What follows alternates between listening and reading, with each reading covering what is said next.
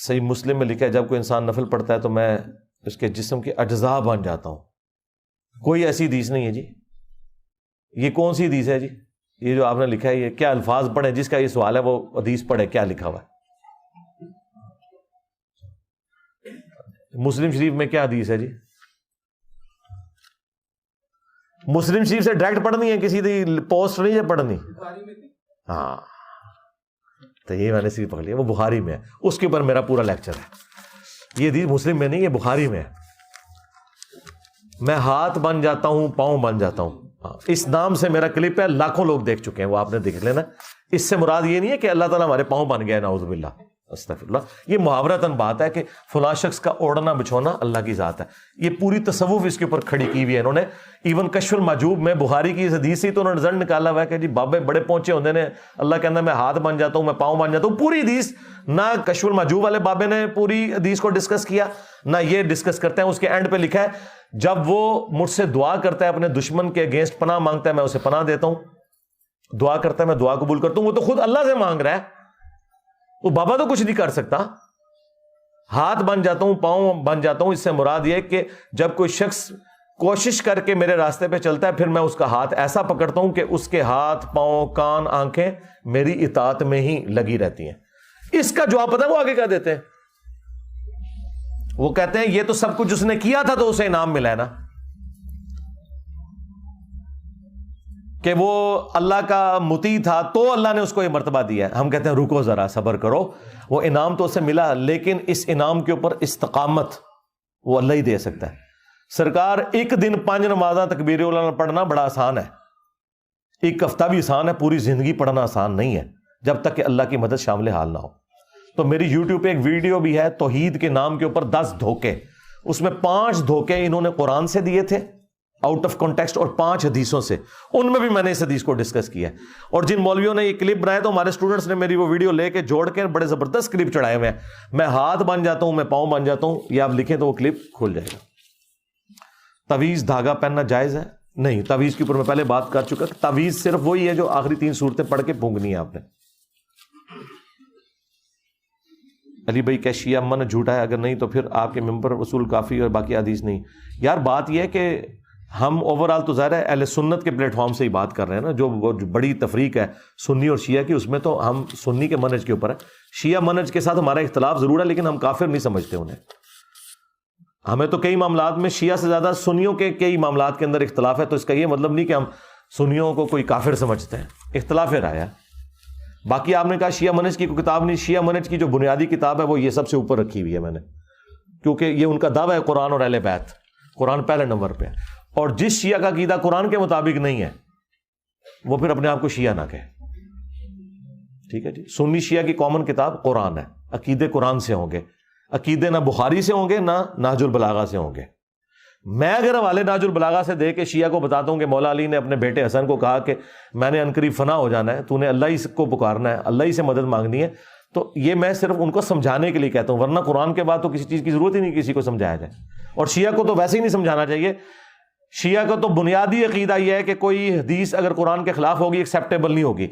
اور سنی اس مسئلے میں شیعہ کو باقاعدہ تان کرتے ہیں کہ یہ آپ کا عقیدہ درست نہیں ہے. لیکن میں سمجھتا ہوں یہ بہت بڑا ایسٹ ہے شیعہ کا یہ والا عقیدہ کہ اگر کوئی حدیث یا کسی امام کا قول قرآن کے خلاف آئے تو ہم نہیں مانیں گے. یہ ان کی اسٹرینتھ ہے اور میں نے وہ اسٹرینتھ یوز کی ہے الحمدللہ.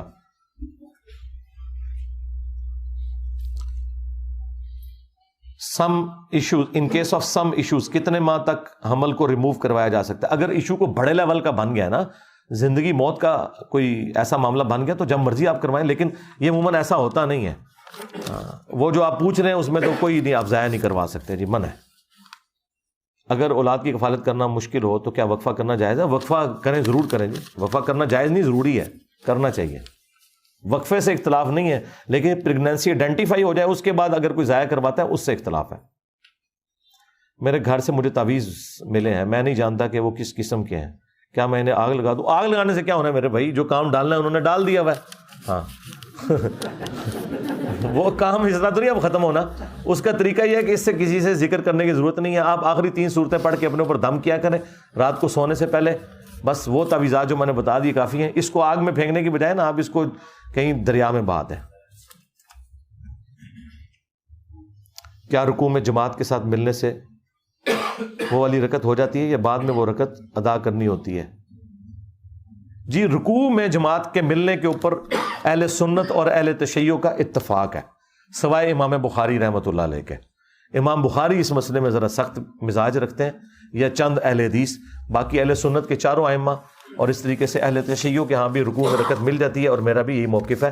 میری کل پرسوں ویڈیو اپلوڈ ہوگی ہے نا انجینئر صاحب کے 10 جو رجوع ہیں، اس میں یہ میں نے اس معاملے، خیر جب میرا دوسرا بھی موقف تھا اس وقت بھی میرا یہی موقف تھا کہ اگر کوئی رکوع میں رکعت ملنے کا قائل ہے تو اس کی نماز بھی درست ہے۔ اب تو خیر میں دوسرے والی سائڈ پہ ہوں نا۔ نماز کے دوران جو امام فاتحہ مکمل نہیں پڑھنے دے تو بندہ کیا کرے؟ بس بندہ صبر کرے، جتنا پڑھا گیا اتنا کافی ہے۔ میرا تعلق بریلوی مکتبہ فکر سے ہے، میرے والد صاحب امام مسجد ہیں، جہاں میں رہتا ہوں اس علاقے میں اکثریت بریلویوں کی ہے، میں کیسے دعوت کا کام شروع کروں؟ ابھی تو میرے بھائی مہربانی کر کے آپ کوئی دعوت کا کام شروع نہ کریں، ہاں آج تک ہو میرے، ہاں اے نہ کہار ہی شہید ہو جاؤ، ہاں ابھی آپ صرف یہ کریں کہ ابھی آپ دین سیکھیں، ٹھیک ہے، تسلی کے ساتھ تھوڑا اپنے پاؤں پہ کھڑے ہوں، پھر پیار محبت سے اپنے والد صاحب تک بات پہنچائیں گستاخانہ عبارتوں کے اوپر۔ قرآن و سنت کی دعوت بریلویوں کو دینا بالکل فضول ہے۔ یہ قرآن و سنت کو مانے تو تب ان کے سامنے ہم بات رکھیں نا، یہ مانتے ہیں بابوں کو، تو ان کے ساتھ آپ نے چشتی رسول اللہ پہ بات کرنی ہے، ان کے ساتھ آپ نے گستاخانہ عبارتوں پہ بات کرنی ہے، کیونکہ یہ وہ گالیاں ہیں گستاخیوں کی جو یہ وہابیوں کو، دیوبندیوں کو، اہل حدیثوں کو دیتے تھے، اور ہم ان کے ساتھ ہیں، اس زمانے میں بھی ساتھ تھے، آج بھی ساتھ ہیں، کہ گستاخی پہ زیرو ٹالرنس ہے۔ بس ان کو یہ بتانا ہے کہ آپ کے بابے بھی یہی کچھ کر کے گئے ہیں، جب وہ اپنے بابوں سے ٹوٹیں گے نا پھر یہ اللہ کے نبی کے ساتھ جڑیں گے، ہاں انشاءاللہ تعالی۔ اسی کو میں نے انجینئر کی ڈاکٹرن کا نام دیا ہے۔ ہمارے کچھ علماء کہتے ہیں کہ بخاری میں ترک رفع دین بھی موجود ہے، ٹائم قیامت تک ہے جی، کون سا ترک رفع دین کا باب موجود ہے؟ کہتے کیا ہے بخاری موجود ہے، مطلب کوئی غارج پہ ہی ہے کہ جیسے جا کے کوئی بندہ زیارت کرے گا ودی، ہاں سبحان اللہ۔ امام بخاری نے تو جو کچھ حنفیوں کے ساتھ کیا آپ سوچ بھی نہیں سکتے۔ بخاری کے اندر میرے والد کی قبر پکی کروا دی تھی گھر والوں نے، تب میں 7 سال کا، توڑوائیں جی، بالکل توڑوائیں، بالکل توڑوائیں۔ مسلم شریف میں حدیث ہے، ابو حیاج اسدی کہتے ہیں کہ مولا علی نے مجھے کہا کہ اے ابو حیاج میں تجھے اسی کام پہ مقرر نہ کروں جو اللہ کے نبی نے میری ڈیوٹی لگائی تھی، کہ کوئی بھی پکی قبر ہے اسے توڑ دو اور کوئی تصویر ہے اسے مٹا دو۔ اور یہ مفتی احمد یہاں نعیمی صاحب لکھتے ہیں کافراں دی قبراں دیاں گلاں کیتیاں سن نے، اچھا اس ٹائم چلو کافراں دی قبراں سن، وہ تے مولا علی نے توڑتی سن، ہن کیڑیاں قبراں سن جڑی توڑواندے پے سن مولا علی؟ یہ جھوٹ ہے۔ امام مسلم اس کے آگے لے کے آئے ایک اور حدیث کہ عبادہ ابن صامت جب رومن امپائر کی بیٹل فیلڈ میں جا رہے تھے، روڈس نامی جگہ، آج بھی روڈس شہر موجود ہے، وہاں پہ ایک صحابی فوت ہوئے تو انہوں نے ان کو زمین میں دفنایا اور زمین کے برابر قبر بنائی اور کہا اللہ کے نبی ہمیں یہی حکم دیتے تھے کہ ہم نے قبریں اونچی نہیں بنانی، زیادہ زیادہ ایک بالش بنا سکتے ہیں۔ یہ جھوٹ بولتے ہیں، یہ کافروں کی قبریں تھیں۔ اور میرے پاس کراچی سے ایک مفتی صاحب آئے نا بریلویوں کے، تو یہ باتیں کیمرے میں بھی ریکارڈ ہو گئی، بعد میں انہوں نے مجھے جا کے فون کیا جناب وہ کٹ دو بچوں منو بریلویاں نے نہیں چھڑنا، تو بڑے اعتماد سے آ کے کہ وہ کافروں کی قبریں تھیں۔ اور میں کہ مفتی صاحب تسی کتنے مسلم شریف پڑھی ہے؟ اگے امام مسلم نے یہ بھی لکھا ہے۔ یقین کریں یہ لوگ سلیکٹو اسٹڈی کرتے ہیں۔ پھر میں نے انہیں ریکویسٹ کی تھی کہ آپ یہ ساری باتیں آپ لے کے میرے پاس ادھر آ جائیں، میرے ساتھ کیمرے میں ریکارڈنگ کروا لیں۔ میں اس مفتی کے ساتھ کمفرٹیبل ہوں بات کرنے میں، اس لیے کہ مجھے پتا ہے کہ وہ سوال کرے گا، مجھ سے جواب لے گا، کاٹے گا نہیں مجھے۔ ہاں ہر اس مفتی کے ساتھ بیٹھنے کے لیے تیار ہیں جن کے بارے میں ہمیں کانفیڈنس ہو، لیکن بات ہوگی بنیادی عقیدوں پہ، توحید پہ، ختم نبوت پہ، ہاں فروعی مسائل پہ بات نہیں ہوگی۔